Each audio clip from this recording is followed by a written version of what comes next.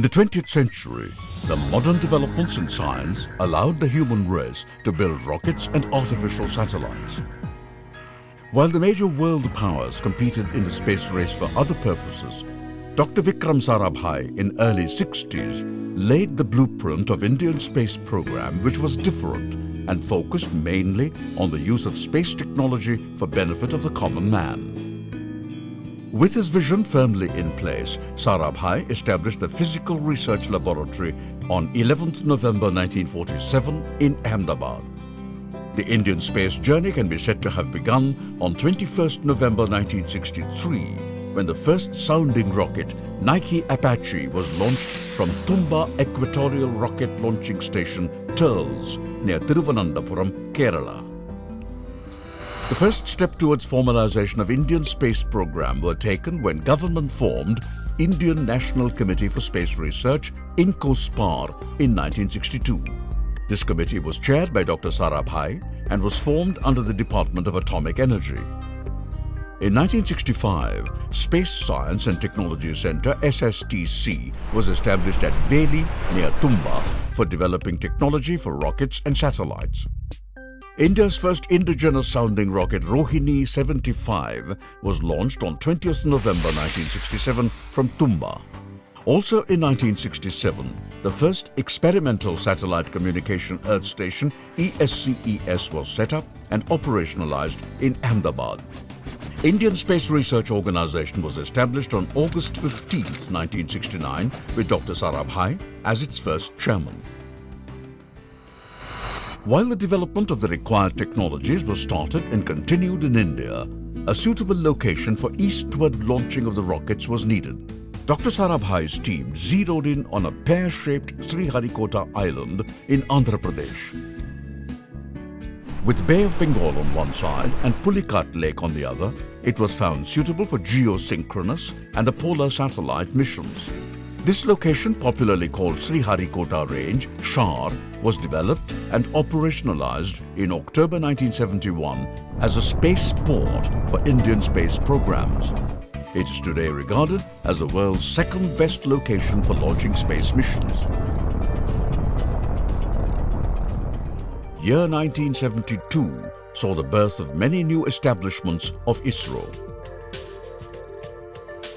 SSTC at Thiruvananthapuram was renamed as Vikram Sarabhai Space Centre, lead centre of ISRO for launch vehicle design and development.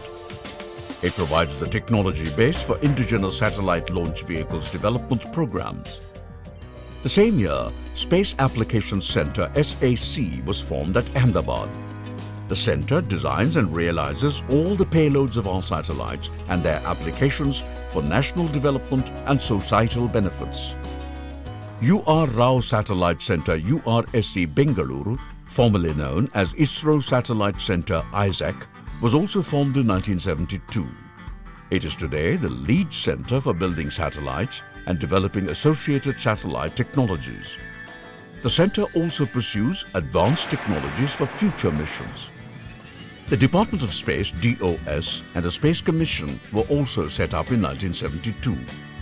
The main function of Space Commission is to frame and approve policies which are implemented through DOS. ISRO was formalized as the executive agency of the DOS. The administrative headquarters of ISRO was established at Bengaluru. The dream project of Dr. Vikram Sarabhai, SITE, was launched in August 1975 and continued for 1 year. In this, television in India entered the life of the rural population of 2,400 villages spanning 6 states. Developmental TV programs were made and transmitted from the Ahmedabad Satellite Earth Station and broadcast through the American ATS-6 satellite.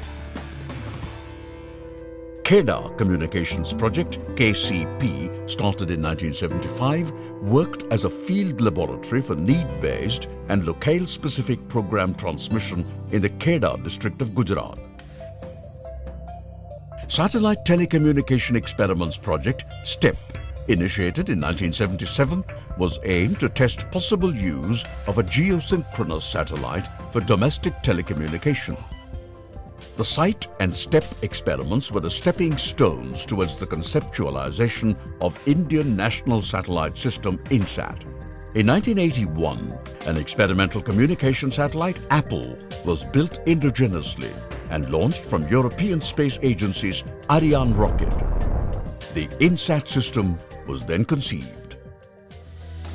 First 4 of INSAT series satellites were built by Ford Aerospace of USA. Subsequently, ISRO developed the capability of building communication satellites indigenously, and in 1992, the first indigenously built communication satellite, INSAT-2A, was launched. This was followed by 4 other satellites. Teleeducation and telemedicine are 2 flagship societal applications started by ISRO to bridge the digital divide in the society in education and health sectors. Many other applications and needs are today supported through these communication satellites. Today, India has the largest domestic fleet of advanced communication satellites, which also includes the latest and modern high-throughput spot beam satellites like GSAT-11, GSAT-19 and GSAT-29. A major milestone in the journey of Indian space program was achieved in 1980 with the first successful flight of indigenous launch vehicle SLV-3, having a capability to place 40 kilograms payload into the low Earth orbit. 1980 also saw formation of Liquid Propulsion Systems Centre in Bengaluru. LPSC is today a major centre for development of liquid propulsion technology. Development of Vikram Sarabhai Vikas liquid fuel engine was successfully developed by ISRO in 1988. Since then, it is a vital component of all launch vehicles. The first successful flight of Augmented Satellite Launch Vehicle ASLV in 1992 paved the way for learning many new nuances of launch vehicle design for complex missions. This path led to realization of workhorse, ever-reliable launch vehicle, the Polar Satellite Launch Vehicle PSLV in 1994, when it successfully placed IRS-P2 in orbit.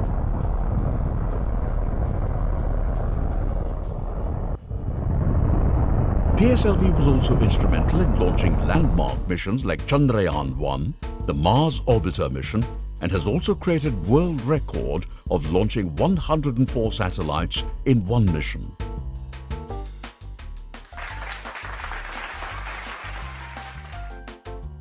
As a result of focused efforts, ISRO succeeded in developing C-12 cryogenic upper stage, and the first successful flight of GSLV Mark II with indigenous cryogenic stage took place in January 2014 when GSLV D5 launched GSAT-14 satellite. GSLV is now an operational vehicle capable of launching 2-ton class of satellites into geostationary transfer orbit. GSLV Mark III D1, the first development flight of GSLV Mark III with indigenous C-25 cryogenic upper stage, took place in June 2017. The vehicle launched 3,136 kg GSAT-19 spacecraft successfully to GTO. Launched successfully on 22nd October 2008, the grand success of India's first lunar mission Chandrayaan-1 caught the attention worldwide, and we began to be counted as a major player in space exploration. The spectacular success of our first interplanetary mission Mangalyaan in 2013 placed the country on a pedestal which is shared by only few nations. For the first time, a nation succeeded in a Mars mission in the very first attempt. मंगल को mom मिल गई. The heavy-lift GSLV Mark III is instrumental in launching landmark missions like Chandrayaan-2. Chandrayaan-2 is the next leap in technology as we attempt to soft land close to South Pole of Moon. And the next mission what we are going to have is the L1 mission. It is going to have a mission to Sun. to study the corona of sun, and the next mission what we are going to have is the mission to Venus.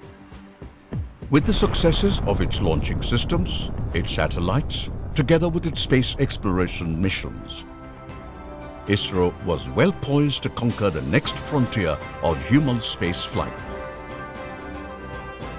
Team ISRO is confident and raring to meet this challenge as desired by the nation through a successful human spaceflight mission, Gaganyaan.